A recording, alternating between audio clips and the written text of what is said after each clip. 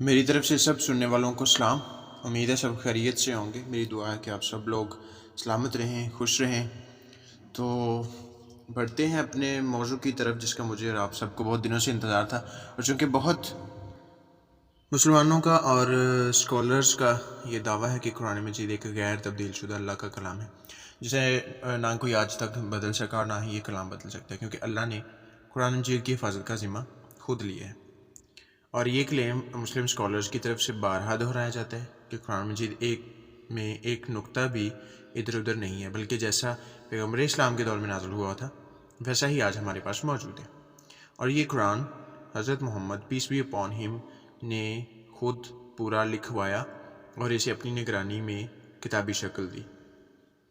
और आज हम इन तमाम क्लेम्स पर तफसीली मुआयना करेंगे कि क्या ये तमाम क्लेम्स किस हद तक सच्चे हैं। क्या जो दावे स्कॉलर्स करते हैं कि कुरान में कोई तजाद, कोई गलती नहीं है, और क्या अल्लाह ने क्या कहा ऐसा कि कुरान की हिफाजत का ज़िम्मा मैंने खुद लिया है और कुरान की हिफाजत मैं खुद करूँगा। कुरान मजीद को फ़ाइनल किताब मानना और पहली किताबों का फ़ाइनल वर्जन मानना किस हद तक साबित शुदा है, ये तमाम बातें जो है हम देखेंगे। देखें, अगर मैं कहूँ या मैं मिर्ज़ा गालिब की शायरी की किताब पढ़ूँ और उसे पढ़ने के बाद उसमें से अपनी पसंद की चीज़ें निकालूँ और उन्हें अपने तरीके से थोड़ा बहुत बदल कर लिखूँ और फिर मार्केट में जाकर क्लेम कर दूँ कि ये मेरी लिखी हुई किताब है और इसका ऑनर मैं हूँ और इसका तमाम जो भी ऑनरशिप है वो मुझे जाती है, और फिर लोग मेरी असलियत जानकर मुझ पर सवाल करें कि हमें बताओ कि ये किताब तुम्हारी किस तरह है, क्योंकि इसमें तो मिर्ज़ा गालिब का कलाम हमें नज़र आता है। अच्छा, इस बात का किस बात से ताल्लुक़ है, ये बात मैं आपको बाद में बताऊंगा। सबसे पहले मेरा क्लेम ये है कि कुरान मजीद हज़रत Mohammad piece B upon him पर नहीं उतारा गया, और ना ही कोई आयत ख़ास तौर पर इस बात का सबूत देती है कि कुरान के नबी का नाम Mohammad piece B upon him था। किसी एक भी आयत से ऐसा मालूम नहीं होता।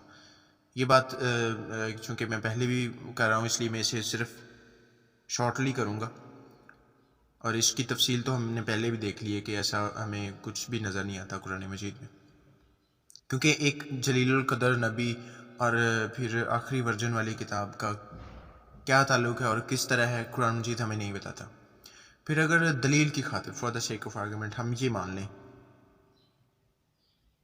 तो इस वक्त जो कुरान मजीद हमारे पास मौजूद है, जो हफ्स का वर्जन पूरी दुनिया में 96 या 97% लोग जो पढ़ते हैं, जिसके बारे में ये दावा है कि वो नबी के ज़माने का है, और फिर उसमें कोई रद्दोबदल नहीं है और फिर उसमें कोई तजाद नहीं है, और ये कुरान वो कुरान ही है जो कि पैगम्बर इस्लाम के दौर का है, उन पर नाजिल किया गया। और लेकिन ये कुरान मजीद पैगम्बर इस्लाम पर नाजिल किया गया ऐसा हमें हदीसों के मुताबिक मिलता है, और ये बात मैं दलील की खातिर मान भी हदीसों की बिना पर ही रहा हूँ कि हदीसों में ही हमें मिलता है, दलील की खातिर मैंने मान लिया। कुरान की जो तरतीब थी वो आज हमारे पास मौजूद नहीं है। पहली बात, जब हम इस्लाम की तारीख़ का मुतालिया करते हैं, इस्लामिक लिटरेचर को पढ़ते हैं, किताबों को पढ़ते हैं, तो वहाँ पर पहली वही नाजिल होने वाली आयत थी वो थी इकरा बिस्मि रब्बिकल लज़ी खलक। ये पहली आयत थी, क्योंकि नबी को पढ़ना लिखना नहीं आता था, तो ये आयत नाजिल हुई कि पढ़ अपने रब के नाम से जिसने तुझे पैदा किया। अब यहाँ पर एक और बहुत अहम बात कि जब ये आयत नाजिल हुई तो क्या अल्लाह ने आखिरी वर्जन के तौर पर किताब और नबियों पर मोहर करने के लिए नबी को चुना? क्या अल्लाह खुद ये नहीं जानता था कि जिस शख्स को मैं नबियों पर मोहर करने के लिए चुन रहा हूँ उसको पढ़ना लिखना नहीं आता, और फिर मैं उसे कह रहा हूँ कि पढ़, और फिर उसको ये जो है कि बात दो तीन बातें है कि पढ़ अपने रब के नाम से, फिर ये आयत नाज़िल हुई कि पढ़ अपने रब के नाम से जिसने तुझे पैदा किया। क्योंकि देखें, अल्लाह तो दिलों के राज और भेद सब कुछ जानता है ना, तो क्या अल्लाह को ये मालूम नहीं था कि नबी पढ़ना लिखना नहीं जानता? क्या ये हैरत अंगेज़ बात नहीं? क्या ये बात अगली तौर पर पूरी होती है कि मैं किसी बिल्कुल खस्ता हालत गांव या जंगलों में रहने वालों के पास जाऊं और उनमें से एक को मैं कहूं कि ये लो, ये किताब पढ़ो, اور میں پھر اس پر زور دوں کہ پڑھو اسے، کیا میرا ایسا کرنا عقلی طور پر، منطقی طور پر درست ثابت ہوگا؟ کیا اللہ تعالیٰ کو پہلے معلوم نہیں تھا کہ نبی کو پڑھنا لکھنا نہیں آتا؟ جس شخص کو میں نبی کے لیے چن رہا ہوں اس کو نہ تو پڑھنا آتا ہے نہ لکھنا آتا ہے، تو پھر اللہ نے ایسا کیوں کہا کہ پڑھ اپنے رب کے نام سے؟ کیا یہ کس انداز کی بات ہے اور یہ عقلی طور پر کس طریقے سے پوری ہوتی ہے؟ کیونکہ اکثر جو کہ مسلمانوں کی میجورٹی ہے وہ عقلی دلائل مانگتی ہے کہ ہاں جی ہمیں عقلی دلائل دکھائیں، عقلی باتیں جو ہے عقل پر بھی پورا اتر سکیں، تو مجھے بھی دکھائیں کہ کیا یہ عقلی طور پر، منطقی طور پر یہ بات کسی طور پر آپ ہضم ہو سکتی ہے۔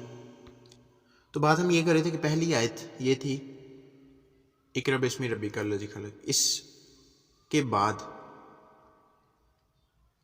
3 سال تک جو ہے وہ وحی کا سلسلہ جو ہے وہ منقطع رہا، ٹھیک ہے۔ اب یہ آیت جو پہلی تھی یہ تو قرآن مجید میں ہمیں پہلے صفحے پر ملنی چاہیے نا، پہلی سورہ میں ملنی چاہیے اور پہلی آیت کے طور پر ملنی چاہیے، لیکن اس وقت جو ہمارے پاس موجود ہے وہ پہلی جو سورہ ہے وہ کون سی آپ سب لوگ جانتے ہیں، وہ یہ تو نہیں ہے نا۔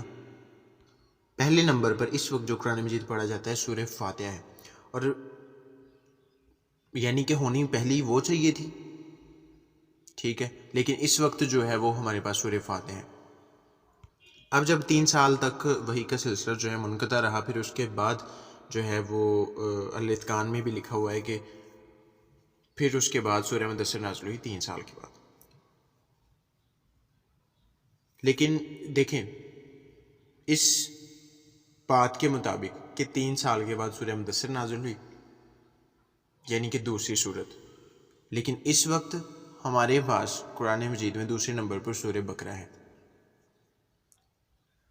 اب دیکھیں پہلی آیت سورت جی بھی چینج ہے، جو کہ سورہ فاتح کی جگہ سورہ علق ہونی چاہیے اور سورہ بقرہ کی جگہ سورہ مدثر ہونی چاہیے، لیکن اس وقت ہمارے پاس پہلے نمبر پر سورہ فاتح اور دوسرے نمبر پر سورہ بقرہ ہمیں ملتی ہیں، جو کہ اس وقت کے قرآن سے بالکل مختلف ہے۔ اب یہاں پر مسئلہ یہ ہے کہ قرآن کی جو ترتیب آج ہے اس کا کوئی ذکر ہمیں نہیں ملتا، کیونکہ حدیثوں اور اسلامی تاریخ کے مطابق سورتوں کی ترتیب تو کوئی اور تھی، اور دعویٰ یہ کیا جاتا ہے کہ جیسے نازل ہوا ویسے ہی ہمارے پاس موجود ہے۔ کیا یہ دعویٰ کوئی اہمیت رکھتا ہے؟ یہ دعویٰ کرنا کہ وہی قرآن مجید ہمارے پاس موجود ہے جو کہ اس وقت نبی کے زمانے میں تھا؟ سب سے پہلے تو اگر ہم کامن سی چیز دیکھیں تو ہمیں ترتیب ہی وہ نہیں ملتی جو کہ اس وقت تھی، اور دعویٰ یہ کی جاتا ہے کہ جیسے نازل ہوا ویسے ہی ہمارے پاس موجود ہے۔ کیا یہ دعویٰ کسی طور پر کوئی اہمیت رکھتا ہے؟ پھر کچھ لوگ کہتے ہیں کہ یہاں ہم ترتیب کی نہیں بلکہ متن کی بات کرتے ہیں کہ ویسے کا ویسے ہی ہے جس طرح پیغمبر اسلام پر نازل ہوا تھا اور انہوں نے لکھوایا۔ چلیں ہم متن پر بھی بات کر لیتے ہیں، یہ تو ٹھیک ہے اگر آپ یہ کہہ رہے ہیں تو، لیکن دیکھیں اگر آپ کہتے ہیں نا، کلیم یہ ہے کہ ایک زیر زبر بھی ادھر ادھر نہیں ہے، نہ تو زیر زبر کا فرق ہے اور نہ ہی لفظوں کا فرق ہے اور نہ ہی اس کا جو رسم الخط اس کا فرق ہے۔ دیکھیں کلیم آپ کا بہت بڑا ہے، ٹھیک ہے، لیکن اس کے مقابلے میں اگر آپ اس کو ثابت کرنا چاہیں تو آپ نہیں ثابت کر سکتے۔ سب سے پہلے تو ہمیں کامن سی چیز، ہمیں ترتیب نہیں سامنے سیدھی مل رہی جیسی ہونی چاہیے تھی، کیونکہ اگر کلیم ہے تو پھر ظاہر ہے کہ پھر ویسی ہونی چاہیے تھی جیسی کہ پیغمبر اسلام کے دور میں تھی، اور ہونا تو یہ چاہیے تھا کہ کیونکہ قرآن مجید سب سے پہلے مکہ میں نازل ہوا، پھر اس کے بعد مدینہ میں، تو قرآن مجید میں ترتیب جو ہے وہ مکی صورتیں سب جو ہے وہ فرسٹ نمبر پہ ہوتی ہیں، اس کے بعد جو ہے وہ مدنی صورتیں آتی۔ لیکن اس وقت جو حفظ کا ورژن پڑھا جاتا ہے اس میں آپ دیکھیں وہ تمام جو مکی اور مدنی صورتیں ہیں ان کو مکس کیا ہوا ہے، کہیں مکی ہے اور اس کے ساتھ مدنی ہے، 2 مدنی ہیں، 3 مدنی ہیں، پھر مکی آ رہی ہے، پھر مدنی آ رہی ہے، پھر اس طریقے سے جو ہے آپ کو یہ سارا مکس اپ ملے گا۔ دیکھیں اگر کلیم یہ ہے، دعویٰ یہ ہے کہ قرآن وہی قرآن ہے جو کہ پیغمبر اسلام کے دور کا ہے، تو اس وقت تو سب سے پہلے مکی صورتیں ہو سکتی ہیں، ٹھیک ہے، سب سے پہلے مکی صورتیں ہی ہوں گی نا، پھر اس کے بعد مدنی، کیونکہ مدنی قرآن تو بعد میں جو ہے وہ ان پر نازل ہوا نا، ایز اکارڈنگ ٹو حدیث. تو پھر میرا سوال یہ ہے کہ اس وقت جو مکی اور مدنی صورتوں کو مکس کیا ہوا ہے، یہ حق ان کو مکس کرنے کا اور ترتیب بدلنے کا، اور یہ کس نے بدلا، اور یہ حق کس نے دیا؟ کیا نبی نے ایسا کہا تھا کہ ایسا کر لینا؟ کیا اللہ نے ایسا بتا دیا؟ یا لوگوں نے اپنی مرضی سے ترتیب کو بھی بدل دیا اور پھر جہاں دل کیا اس صورت کو وہاں پر لگا دیا؟ کیا یہ اللہ کے کلام کے ساتھ ناانصافی نہیں؟ کیا یہ اللہ کو کھلا چیلنج نہیں ان کے اس کی کتاب کے ساتھ ذرا سا بھی کرنا؟ بائبل کے بارے میں تو بڑے آپ کے سوالات نکلتے ہیں کہ ہاں جی ایسے ہے ویسے ہے، اس میں اتنے کانٹرڈکشن ہے، اس میں اس طرح کا تضاد ہے. اور میں نے اس بات کا پہلے بھی آپ لوگوں سے بات کی ہے کہ ہم اس کو بالکل قرآن مجید کی ہی نظر سے دیکھیں گے. بائبل کو بائبل کی نظر سے نہیں دیکھیں گے، بائبل کو قرآن مجید کی نظر سے دیکھیں گے. کیا واقعی بائبل جو ہے وہ بدلی ہوئی ہے؟ قرآن کیا کہتا ہے بائبل کے بارے میں کہ بدلی ہے یا نہیں بدلی، کہ اس میں اللہ کا کلام ہے یا نہیں ہے؟ لیکن یہ تو اللہ کو کھلا چیلنج ہوگا کہ جس اللہ نے قرآن مجید کی حفاظت کا ذمہ خود لیا ہے اور مومنوں نے اس کے کلام کو ہی آگے پیچھے کر دیا، اس کی ترتیب کو ہی فرق کر دیا. کیا یہ بالکل ایک کھلی گستاخی نہیں ہے؟ قرآن مجید کسی صورت بھی وہ نہیں ہے جس کا کلیم کیا جاتا ہے کہ نبی کے دور کا ہے، کیونکہ نبی علیہ السلام کی وفات کے بعد قرآن مجید کی جمع کرنے کے لیے دوڑیں لگی. اس کے لیے میں آپ کو ایک حدیث دیتا ہوں. یہ حدیث میں پہلے بھی ایک دو بار کوٹ کروا چکا ہوں، ایویں تھوڑی چھوٹے موٹے جو ہے وہ ٹاپکس میں. صحیح بخاری 7191 کے مطابق حضرت عمر حضرت ابو بکر کے پاس جاتے ہیں اور کہتے ہیں کہ جنگ میں بہت سے قرأ قرآن شہید ہو گئے، ایسا نہ ہو کہ پھر سے جنگوں میں باقی قرأ قرآن بھی شہید ہو جائیں، اس لیے آپ قرآن کو کتابی شکل میں دے دیں. تو ابو بکر نے کہا کہ یہ کام میں کیسے کر سکتا ہوں جو کہ پیغمبر اسلام ہے، یعنی کہ حضرت محمد نے اپنی زندگی میں نہیں کیا. اس کا مطلب ہے کہ نبی علیہ السلام کی وفات سے پہلے قرآن مجید جو تھا ایسے اکٹھا اور کتابی شکل میں نہیں تھا، ٹھیک ہے. اور اس کے بعد کیا ہوتا ہے کہ حضرت ابو بکر کیا کہتے ہیں کہ جو کام حضرت محمد نے اپنے جیتے جی نہیں کیا، تو حضرت عمر ان سے کہتے ہیں کہ یہ تو کار خیر ہے. تو پھر وہاں پر لکھا ہے کہ حضرت ابو بکر کہتے ہیں کہ اللہ نے میرا بھی سینہ کھول دیا جیسے حضرت عمر کا کھولا تھا، اور پھر ہم چھلے ہوئے تنوں، پتلے پتوں اور پتھروں پر، اور جیسے بھی وہاں پر لکھا ہوا تھا قرآن، اور لوگوں کے سینوں کی مدد سے قرآن کو جمع کرنے لگے. یہ ایک لمبی حدیث ہے، آپ اس کو پڑھ سکتے ہیں. نمبر میں نے آپ کو بتا دیا ہے، خود بھی پڑھے گی. ایسا نہ ہو کہ لوگ کہیں کہ ہاں جی پتہ نہیں کہاں سے پڑھ رہا ہے اور اپنے پاس سے یہ باتیں لگا کر. کچھ لوگ ایسا بات بھی کرتے ہیں کہ اپنے پاس سے لگا رہے، حالانکہ ان کو سامنے ان کے حوالہ دیتا ہوں، ریفرنس کے ساتھ بات کرتا ہوں. یہ صحیح حدیث ہے سند کے ساتھ، اور کوئی یہ بھی نہیں کہہ سکتا کہ یہ حدیث ختم ہو چکی ہے، یہ ضعیف ہو چکی ہے. اس کے مطابق حضرت محمد نے اپنے جیتے جی قرآن مجید کو کتابی شکل نہیں دی تھی. کہ نبی کی یہ سب سے پہلی اور سب سے اہم ذمہ داری نہیں تھی کہ وہ اپنی زندگی میں اللہ کے کلام کو پائے تکمیل تک پہنچاتے، تاکہ اس وقت جو اتنے سوالات اور اتنی جو باتیں اس کے قرآن مجید کے متن پر اور پھر ترتیب پر اور اس کے علاوہ تضاد پر، پھر جو تحریف ہے اس پر اٹھائے جا رہے ہیں، وہ نہ اٹھتے؟ کیا ایک آخری کتاب جس کو آخری ورژن کے طور پر، فائنل ورژن کے طور پر بھیجا گیا، اور ایک وہ کتاب جس کو کہا گیا کہ یہ اس میں وہ تمام باتیں ہیں جو کہ پچھلی کتابوں میں بدل دی گئی ہیں، تو کیا ایسی کتاب کو نبی کو نہیں چاہیے تھا کہ وہ اپنے جیتے جی اس کتاب کو جو ہے وہ قلم بند کرواتے؟ کیا ضروری نہیں تھا کہ یہ کام ہو جاتا اور لوگ اس کلام کو پڑھتے جو کہ سچ تھا اور نبی کے دور کا تھا؟ پھر اگر ابو بکر نے کسی طرح جیسے بھی ہوا ان سے وہ اکٹھا کیا، جتنا بھی ہوا، ہمیں نہیں پتا کہ وہ پورا قرآن تھا یا نہیں تھا، اور اس کے بعد کیا ہوتا ہے؟ تھرڈ خلیفہ آتے ہیں حضرت عثمان، ان کا دور آتا ہے. تو اس نے کیا کیا؟ اس نے قرآن کو سارے مصحف اکٹھے کیے، اور اس کے بارے میں یہ جو حدیثیں بیان کی جاتی ہیں، بہانہ کیا لگاتے ہیں کہ دیکھیں جی لوگوں کے پاس، ہمیں نہیں پتہ تھا کہ وہ کس طرح کا، کسی کے پاس کوئی مصحف تھا، کسی کے پاس کوئی مصحف تھا، کیونکہ اس ٹائم لکھنے والے قاری بہت تھے. تو اس وجہ سے حضرت عثمان نے وہ سارے مصحف اپنے پاس اکٹھے کیے، کیونکہ ان کا دور خلافت تھا نا. اور اکٹھے کرنے کے بعد وہ سارے جلائے اور پھر ایک مصحف لکھوایا. لیکن دیکھیں، پہلی بات کہ وہ قرآن جیسا بھی تھا پیغمبر اسلام کے دور کے بالکل قریب تھا، یعنی 20 ایئرز جو تھا، یعنی 20 سال کے بعد کا تھا، یعنی پیغمبر اسلام کی وفات کے 20 سال بعد کا تھا. چلیں کچھ نہ کچھ جو تھا وہ کسی حد تک جو یہ سمجھ لینا اس کو کہ چلو جی ٹھیک ہے، یہ نبی کے زمانے کا نہیں، چلو اس کے قریب کا تو ہے.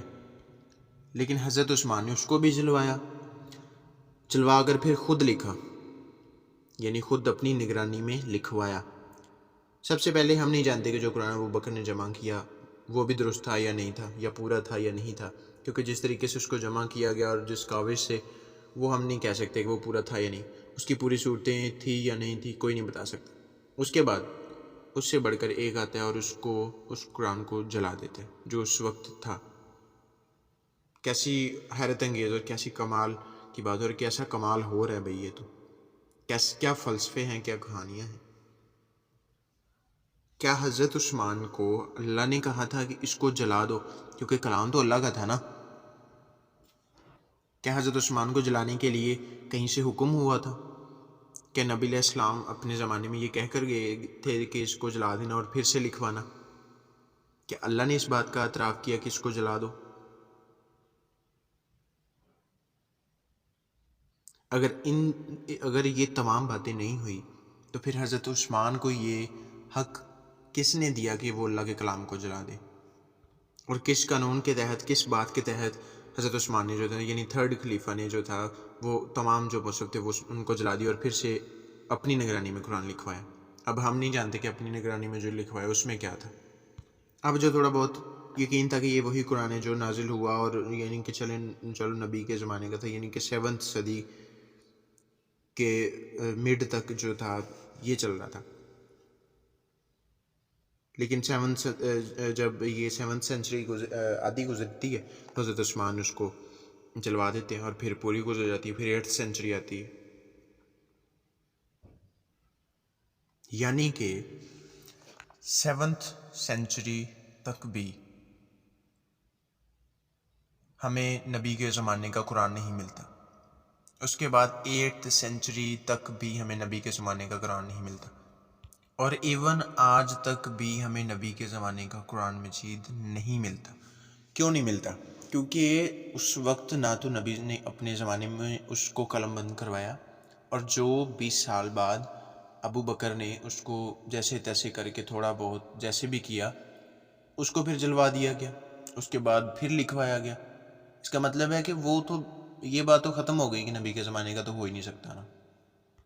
اور پھر 8 سینچری سٹارٹ ہوتی ہے، اور پھر حفص جو کہ 706 میں پیدا ہوتے ہیں، یعنی 8ویں صدی میں، اور اپنے استاد عاصم کی مدد سے قرآن کی قرأت کو لکھتا ہے، جو کہ آج حفص کے نام سے مشہور ہے. جو قرآن آج پڑھا جاتا ہے وہ حفص کا ہی ورژن ہے، اور یہ شخص قرآن کو لکھ رہا ہے جس کی نہ تو حدیثوں کو اتھینٹک مانا گیا، کیونکہ جتنے بھی اس کے ساتھ کے قاری تھے وہ اس کی حفص کی حدیثوں کو اتھینٹک نہیں مانتے تھے، کیونکہ اس کا تعلق مکہ سے تھا ہی نہیں. اس کا تعلق نہ مکہ سے تھا، نہ مدینہ سے تھا، اور نہ اس نے نبی کے ساتھ اور نہ صحابہ کے ساتھ وقت گزارا، نہ یہ صحابہ میں سے تھا، نہ قرأ قرآن میں سے تھا. اور یہ شخص قرآن مجید کو لکھتا ہے، اور اس کا ورژن جو ہے اس وقت پوری دنیا میں پڑھا جاتا ہے، اور جس کا تعلق نہ مکہ سے، نہ مدینہ سے، نہ وہ صحابہ میں سے ہے، نہ وہ نبی کے دور کا ہے، نہ وہ قرأ قرآن میں سے ہے. بلکہ حفص تو بغداد میں پیدا ہوا، جس کا مکہ سے 869 میل کا فاصلہ ہے، اور یہ بندہ قرآن لکھتا ہے اور شائع کرواتا ہے، اور اسی کو نبی کے زمانے کا قرآن مان لیا جاتا ہے. کیسی عجیب بات ہے، کیسی حیرت انگیز بات ہے. اور کلیم یہ کیا جاتا ہے کہ یہ وہی قرآن ہے جو کہ نبی کے زمانے کا ہے، اور یہ وہی قرآن ہے جو کہ نبی نے خود قلم بند کروایا. کسی بھی صورت ہمیں یہ معلوم نہیں ہوتا کہ یہ وہ قرآن ہے جو کہ نبی کے زمانے کا ہے اور نبی نے اس کو خود قلم بند کروایا. اس کے لیے میں نے آپ کو سارے حوالہ جات دیے، ساری باتیں آپ کے سامنے کی. اس کے بعد جو کلیم کیا جاتا ہے کہ اللہ تعالیٰ نے اس قرآن کی حفاظت کا ذمہ خود لیا. دیکھیں سورہ ہجر اور اس کی 9 نمبر آیت، 15 نمبر سورت کی 9 نمبر آیت. یہ آیت جو ہے اس بات کے حوالے میں دی جاتی ہے کہ ہم نے اسے نازل کیا اور ہم اس ذکر کی حفاظت کرنے والے ہیں. دیکھیں وہاں پر ذکر ورڈ جو ہے وہ ذکر ہے، قرآن نہیں ہے. پہلی بات میرا کلیم یہ ہے کہ یہ بات قرآن مجید کے لیے نہیں ہے،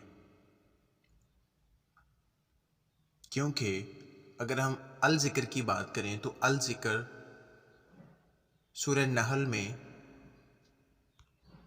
پچھلی کتابوں یعنی تورات اور زبور کے لیے استعمال ہوا ہے. ٹھیک ہے، اگر آپ کو لگتا ہے کہ ہاں جی وہ جو ہے وہ قرآن مجید کی آیت میں ایسا نہیں ہے، تو میں آپ کو آیت بتاتا ہوں، خود پڑھ لیجیے. اور یہ جو آیت، جس آیت کے بارے میں کلیم کیا جاتا ہے کہ یہ آیت قرآن مجید کے بارے میں، میرا یہ کلیم ہے کہ یہ آیت قرآن مجید کے بارے میں نہیں ہے. اس میں قرآن کا کوئی ذکر نہیں ہے. سورہ ہجر 9 کے مطابق یقیناً ہم نے ہی اسے نازل کیا اور ہم اس ذکر کے محافظ ہیں. لیکن یہ جو ذکر کی بات ہو رہی ہے نا، ہم اس ذکر کے محافظ ہیں. سورہ نحل 43 نمبر آیت میں اہل ذکر سے مراد تورات اور انجیل ہیں، یعنی پہلی کتابیں. ان سے پوچھ لو، اہل ذکر سے پوچھ لو. سورہ انبیاء کی 7 نمبر آیت 48 اور 105 اہل ذکر جو ہے، اہل ذکر سے مراد جو وہ کتابیں جو پہلے ہیں، جو کہ گزر چکی، اس سے مراد قرآن مجید نہیں ہے. میرا یہ کلیم ہے قرآن مجید، کیونکہ اس آیت میں ہجر، سورہ ہجر میں بھی صرف ذکر کا ورڈ استعمال ہوا، نہ کہ قرآن مجید کا. اور اللہ کہہ رہا ہے کہ ہم اس ذکر کی حفاظت کرنے والے ہیں. دیکھیں میرا کلیم یہ ہے کہ وہ بات قرآن مجید کے لیے نہیں ہے، کیونکہ الذکر اگر وہاں پر ذکر کی حفاظت ہو رہی ہے تو جو کہ سورہ میں نے ابھی آپ کو حوالہ بتایا سورہ انبیاء کا اور سورہ نحل کا، اس کی جو آیات ہیں ان میں الذکر سے اور اہل ذکر سے مراد وہ کتابیں جو کہ پہلے گزر چکی، یعنی کہ تورات، زبور اور انجیل. اور پھر سب سے جو اہم بات ہے کہتے ہیں کہ ہاں جی قرآن مجید جو ہے کہ عربی میں نازل کیا گیا. ٹھیک ہے، اور اللہ تعالیٰ نے اس کے لیے خالص عربی زبان جو استعمال کی ہے. ٹھیک ہے، اور ظاہر ہے پھر وہ عربوں میں ہے تو عربی زبان ہی استعمال ہونی تھی. اور قرآن مجید کا دعویٰ یہ ہے کہ یہ قرآن ہم نے جو ہے وہ عربی میں نازل کیا. لیکن پورے قرآن مجید میں الاتقان کے مطابق بھی 200 سے زائد ایسے الفاظ ہیں جو کہ عربی زبان کے نہیں ہیں، جیسے کہ جبرائیل عبرانی کا ہے، انجیل یونانی کا ہے، ابلیس بھی یونانی کا ہے، جہنم فارسی کا ہے. اس طرح کے اور بھی 196، یہ تو میں نے ابھی 4 بتائے ہیں، اس کے علاوہ 196 ایسے لفظ ہیں جو کہ اور زبانوں کے ہیں بلکہ وہ عربی زبان کے نہیں ہیں. ٹھیک ہے، پھر کہا جاتا ہے کہ خانہ کعبہ کی تعمیر جو ہے وہ حضرت ابراہیم نے کروائی. ٹھیک ہے، اس کے لیے جو ہے وہ ایک آیت پیش کی جاتی ہے. دیکھیں اس کے بعد کیا ہے جی، سورہ قصص میں آتا ہے کہ تم ان کو ڈر سناؤ جن کے پاس تم سے پہلے کوئی ہدایت کرنے والا نہیں آیا. دیکھیں اگر تو نبی علیہ السلام اس دور میں اور اس وقت میں ان لوگوں کے پاس آئے جن کے پاس ان سے پہلے کوئی نہیں آیا تھا، تو پھر حضرت ابراہیم کا وہاں پر آ کر کعبہ بنانا اور پھر اللہ کا نام وہاں پر رکھنا، اس کا کوئی وجود نہیں رہتا.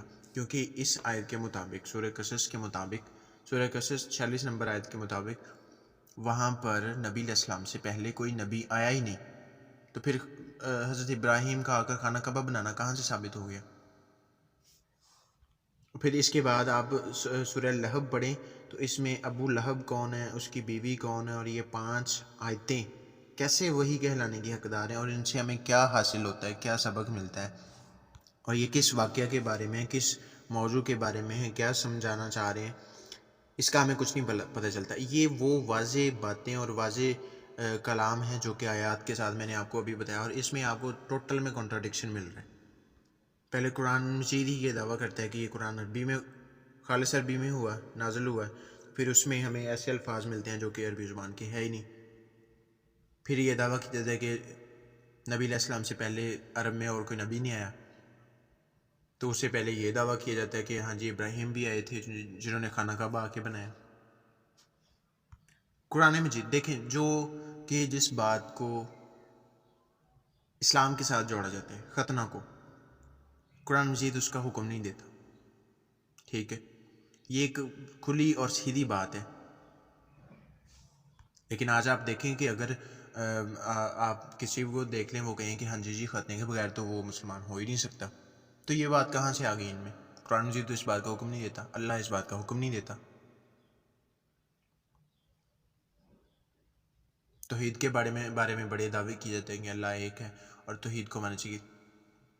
توحید کے بارے میں ایک بھی بات، اور لفظ توحید جیسے کہ کہتے ہیں نا کہ تثلیث کا لفظ بائبل سے دکھا دو تو ہم مان لیں کہ ہاں جی ٹھیک ہے تثلیث بائبل میں. توحید کا لفظ قرآن مجید سے دکھائیں اور پھر اس کو قرآن مجید سے ہی ہم تو چلو تثلیث کا لفظ بائبل میں نہیں ہے، تثلیث پوری بائبل میں ہے، قرآن میں بھی ہے. چلو ہم تو دکھا سکتے ہیں، میں تو دکھا سکتا ہوں. چلو آپ لوگ توحید کا لفظ نہیں، چلو توحید ہی قرآن مجید سے دکھا دو. اس پر ہم بس جلدی ایکسٹریم کریں گے کہ کیا واقعی ہی دین اسلام میں جو ہے وہ ایک ہی خدا ہے. اور اس کے بعد اگر آپ دیکھیں تو واضح تحریف قرآن مجید میں ہو چکی ہے، اور اس بات کا اعتراف مرزا محمد علی انجینئر بھی اپنی ویڈیوز میں کر چکا ہے کہ قرآن مجید میں جو ہے وہ تحریف ہو چکی ہوئی ہے.